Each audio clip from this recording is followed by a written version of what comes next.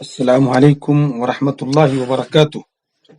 إن الحمد لله حمدا كثيرا طيبا مباركا فيه. اللهم صل وسلم على نبينا محمد صلى الله عليه وسلم. فأعوذ بالله من الشيطان الرجيم. بسم الله الرحمن الرحيم. رب اشرح لي صدري ويسر لي أمري واحلل عقدة من لساني يفقهوا قولي. سبحانك لا علم لنا إلا ما علمتنا إنك أنت العليم الحكيم.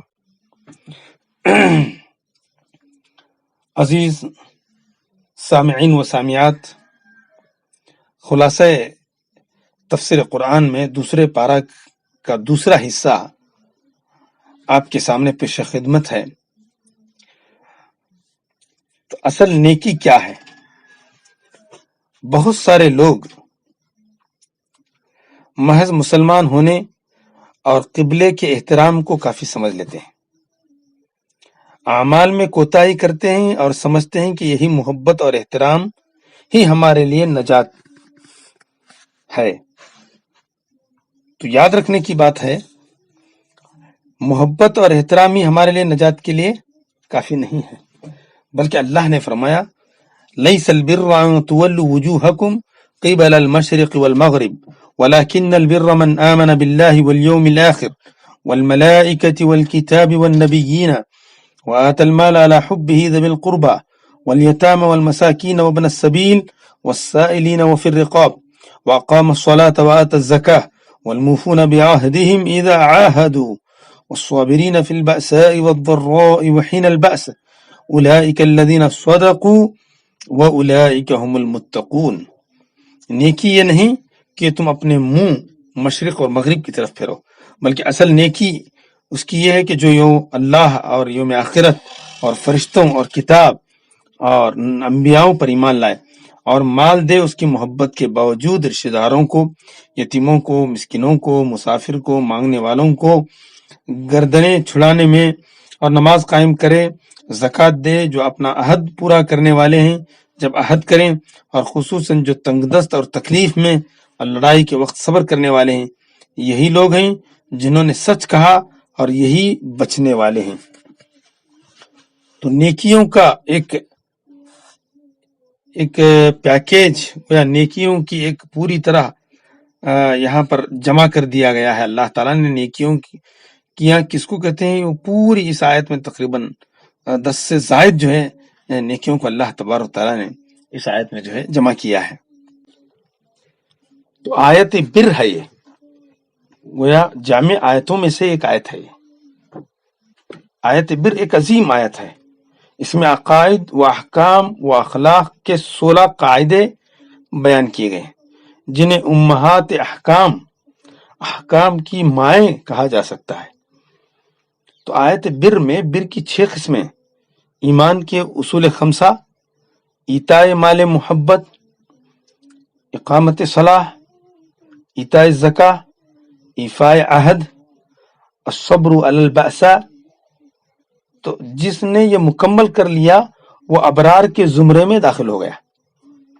مالی اعانت سب سے پہلے عزیزوں کی کرنی چاہیے، یہ نہ ہو کہ بھائی کی کوٹھیوں تیار ہو رہی ہوں اور بہن جھوپڑے کو ترس رہی ہو، چچا کے پاس کاریں ہوں، بھتیجے کو رکشے کے پیسے نہ ہوں۔ تو ایسی بات نہیں، بلکہ ان نیکیاں جو یہاں بتائی گئی ہیں، نیکیوں کی جو اعمال اس آیت میں، اس پر جو ہے عمل ہونا چاہیے۔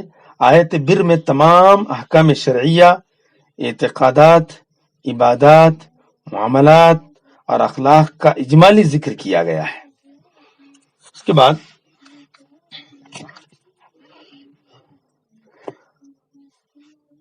یعنی سچے مومن وہی ہیں جو رسمی مسلمان نہیں بنتے، بلکہ ان کی زندگیوں میں اصل اہمیت ایمان، عبادات، حقوق کی ادائیگی ہوتی ہے۔ قتل کا قصاص لینے کا حکم۔ مدینے میں پہنچ کر رسول صلی اللہ علیہ وسلم نے اسلامی معاشرے کی بنیاد رکھی۔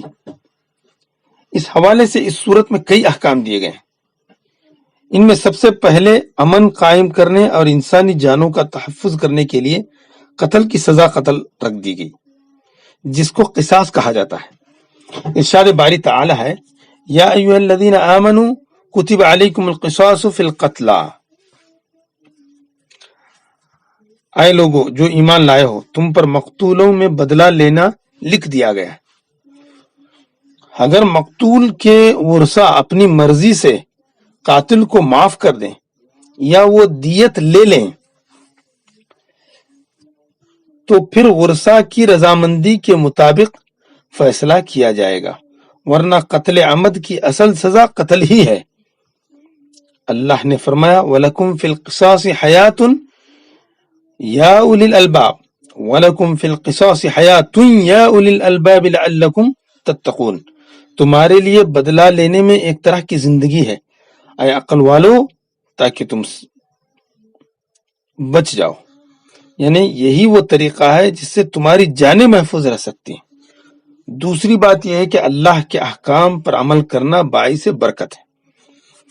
اس کے بعد رمضان کے روزے سے متعلق باتیں بتائی گئی۔ اللہ تعالیٰ نے فرمایا یا ایھا الذین آمنوا کتب علیکم القصاص یا ایھا الذین آمنوا کتب علیکم الصیام کما کتب علی الذین من قبلکم لعلکم تتقون، سورہ بقرہ آیت نمبر 183۔ اے لوگو جو ایمان لائے ہو تم پر روزہ رکھنا لکھ دیا گیا ہے جیسے ان لوگوں پر لکھا گیا جو تم سے پہلے تھے، تاکہ تم بچ جاؤ، لعلکم تتقون، تاکہ تم تقوی اختیار کرو۔ مزید فرمایا شہر رمضان الذی انزل فیہ القرآن ھدی للناس وبینات من الھدی والفرقان فمن شہد منکم الشہر فلیصم ومن کان مریضا او علی سفر فعدۃ من ایام اخر۔ تو گویا رمضان کے روزے رمضان میں اگر مکمل نہ کر سکیں بیماری کی وجہ سے یا کسی سفر کی وجہ سے تو دوسرے دنوں میں اس رمضان کے روزوں کو مکمل کر لے۔ روزے کے ساتھ دعا کا تعلق، روزے کے ساتھ دعا کا بہت گہرا تعلق، اس لیے اللہ تعالیٰ نے روزے کے احکام کے درمیان میں دعا کرنے کا حکم دیا اور اس کی قبولیت کا اعلان فرمایا وَإِذَا سَأَلَكَ عِبَادِي عَنِّي فَإِنِّي قَرِيبٌ أُجِيبُ دَعْوَةَ الدَّاعِ إِذَا دَعَانِ فَلْيَسْتَجِيبُوا لِي وَلْيُؤْمِنُوا بِي لَعَلَّهُمْ يَرْشُدُونَ۔ جب میرے بندے تجھ سے میرے بارے میں سوال کریں تو بے شک میں قریب ہوں، میں پکارنے والوں کی دعا قبول کرتا ہوں جب وہ مجھے پکارتا ہے، تو لازم ہے کہ وہ میری بات مانے اور مجھ پر ایمان لائیں تاکہ وہ ہدایت پائے۔ اس کے بعد رشوت حرام ہے۔ رشوت معاشرتی بنیادوں کو کھوکھلا کر دیتی ہے، اس لیے اسلامی معاشرے میں رشوت لینے دینے اور اس کا ذریعہ بننے سے منع کیا۔ اللہ تعالیٰ نے فرمایا یا ولا تأکلوا اموالکم بینکم بالباطل وتدلوا بها الى الحکام لتأکلوا فریقا من اموال الناس بالاثم وانتم تعلمون، سورہ بقرہ آیت نمبر 188۔ اور اپنے مال آپس میں باطل طریقے سے مت کھاؤ، جھوٹ بول کر مت کھاؤ اور نہ انہیں حاکموں کی طرف لے جاؤ تاکہ لوگوں کے مالوں میں سے ایک حصہ گناہ کے ساتھ کھا جاؤ حالانکہ تم جانتے ہو۔ روزے کی آیات کے بعد اسے لانے کا مقصد یہ ہے کہ جب اللہ کے حکم پر کچھ وقت کے لیے حلال چیزوں کو چھوڑ دیا ہے تو اس کا لازمی تقاضا ہے کہ جو چیزیں ابدی طور پر حرام ہیں انہیں ہمیشہ کے لیے چھوڑ دیا جائے۔ یہ ہے آیتوں کا ربط۔ اس کے بعد جہاد کا حکم ہے۔ جب امت محمدیہ کو امامت عالم کا منصب تفویض کر دیا گیا تو اس کا لازمی تقاضا ہے کہ اس دین کی اشاعت اور تنفیذ کے لیے ہر طرح کی کوشش بجا لانا چاہیے، دعوت و تبلیغ کا کام کرنا چاہیے، دعوت بھی دیں، جہاد بھی کریں۔ وَقَاتِلُوا فِي سَبِيلِ اللَّهِ الَّذِينَ يُقَاتِلُونَكُمْ وَلَا تَعْتَدُوا إِنَّ اللَّهَ لَا يُحِبُّ الْمُعْتَدِينَ۔ اللہ کے راستے میں ان لوگوں سے لڑو جو تم سے لڑتے ہیں اور زیادتی مت کرو، بے شک اللہ زیادتی کرنے والوں سے محبت نہیں کرتا۔ مزید فرمایا وَقَاتِلُوهُمْ حَتَّى لَا تَكُونَ فِتْنَةٌ وَيَكُونَ الدِّينُ لِلَّهِ، اور ان سے لڑو یہاں تک کہ کوئی فتنہ نہ رہے اور دین اللہ کے لیے ہو جائے۔ یعنی جہاد کا اصل مقصد معاشرے سے فتنہ فساد کا خاتمہ کرنا ہے، یہ بات ہے۔ اور اس کی تفصیل میں کب کرنا واجب ہے، اس کے لیے اسلامی حکومت چاہیے، اس کے لیے اوزار چاہیے، طاقت چاہیے، اسلحہ چاہیے، یہ سارے کچھ شروط کے ساتھ جو ہے جہاد جو ہے فرض ہوتا ہے۔ صدقات و خیرات کرنے کا حکم دیا گیا۔ آگے کوئی بھی معاشرہ اس وقت تک مضبوط نہیں ہو سکتا جب تک اس کے امیر لوگ سلطنت کے استحکام کے لیے مال خرچ نہیں کرتے۔ اس لیے اسلامی معاشرے میں رہنے والے امیر لوگوں پر فرض ہے کہ وہ اپنا مال حکومت کے استحکام اور غریب لوگوں کے تعاون کے لیے مال خرچ کریں، غریب لوگوں کے تعاون کے لیے مال خرچ کریں۔ وَأَنفِقُوا فِي سَبِيلِ اللَّهِ وَلَا تُلْقُوا بِأَيْدِيكُمْ إِلَى التَّهْلُكَةِ وَأَحْسِنُوا إِنَّ اللَّهَ يُحِبُّ الْمُحْسِنِينَ۔ اللہ کے راستے میں خرچ کرو اور اپنے ہاتھوں کو ہلاکت کی طرف مت ڈالو، اور نیکی کرو، بے شک اللہ نیکی کرنے والوں سے محبت کرتا ہے۔ ایک جنگ میں ایک مسلمان نوجوان کافروں کی صفوں میں گھس گیا اور شہید کے رتبے پر فائز ہو گیا۔ بعض لوگوں نے کہا اس نے اپنے آپ کو ہلاکت میں ڈال لیا اور یہ حرام ہے۔ وہاں پر سیدنا ایوب انصاری رضی اللہ عنہ موجود تھے۔ جب انہوں نے یہ بات سنی تو سب لوگوں کو اکٹھا کیا اور فرمایا، تم کافروں کی صفوں میں گھس کر جہاد کرنے والے کے متعلق کہتے ہو کہ اس نے ہلاکت اختیار کی ہے؟ اللہ کی قسم، یہ آیت ہم انصار کے متعلق نازل ہوئی تھی جب نبی کریم صلی اللہ علیہ وسلم اور صحابہ کرام ہجرت کر کے مدینہ میں تشریف لائے اور ہم نے انہیں جگہ دی۔ جہاد کا سلسلہ شروع ہوا تو ہم نے ہر چیز سے بے پرواہ ہو کر جہاد میں حصہ لیا۔ اس سے ہمارے کھیت، باغات، تجارت تباہ ہو گئی، تو ہمارے کچھ لوگوں نے سوچا کہ اب اسلام مضبوط ہو گیا ہے، اب ہم جہاد کو چھوڑ کر کچھ وقت اپنی تجارت اور کھیت میں لگ جائیں تاکہ انہیں درست کر لیں۔ تب اللہ تعالیٰ نے یہ آیت نازل فرمائی، اللہ اکبر۔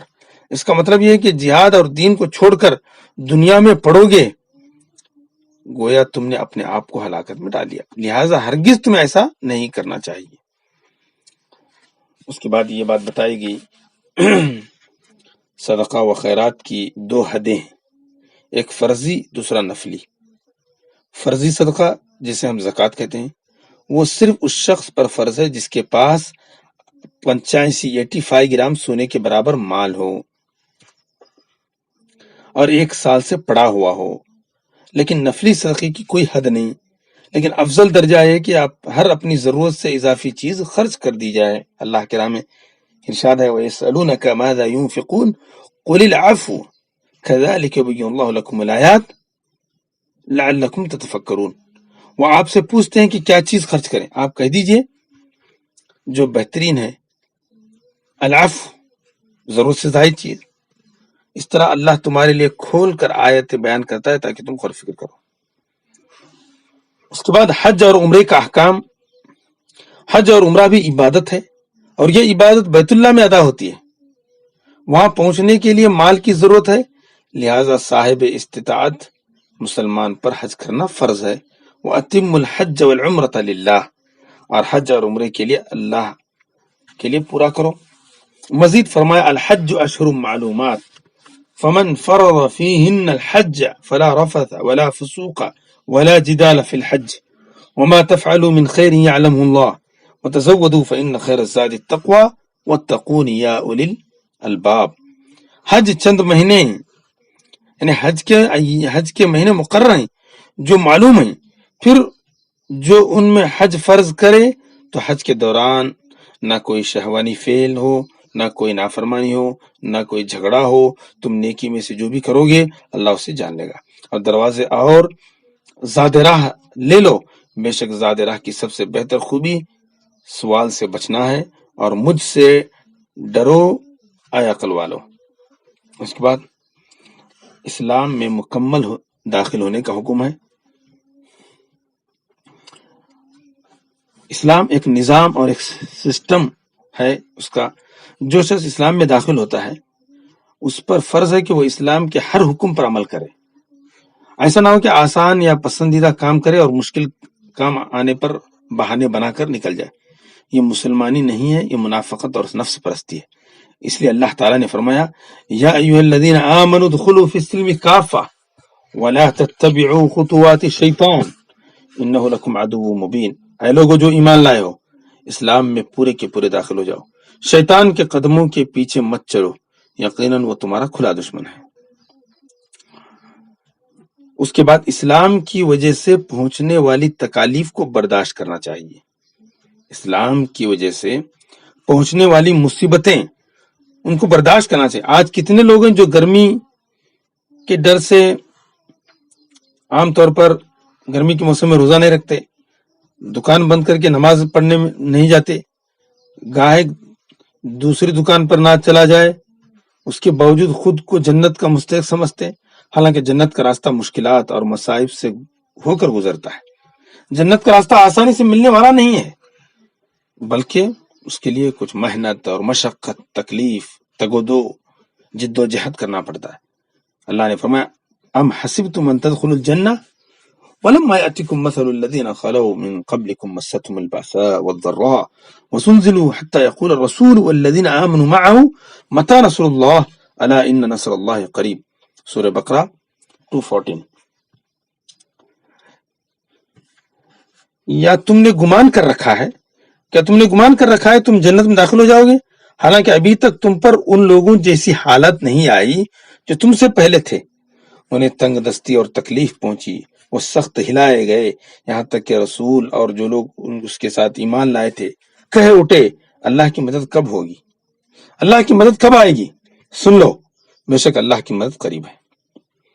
سیدنا بلال حبشی رضی اللہ عنہ، صہیب رومی رضی اللہ عنہ، خباب بن ارت رضی اللہ عنہ، یاسر رضی اللہ عنہ، ان کی بیوی سمیہ کو دیکھ لیں، انہوں نے اسلام کے لیے کتنی تکالیف برداشت کی۔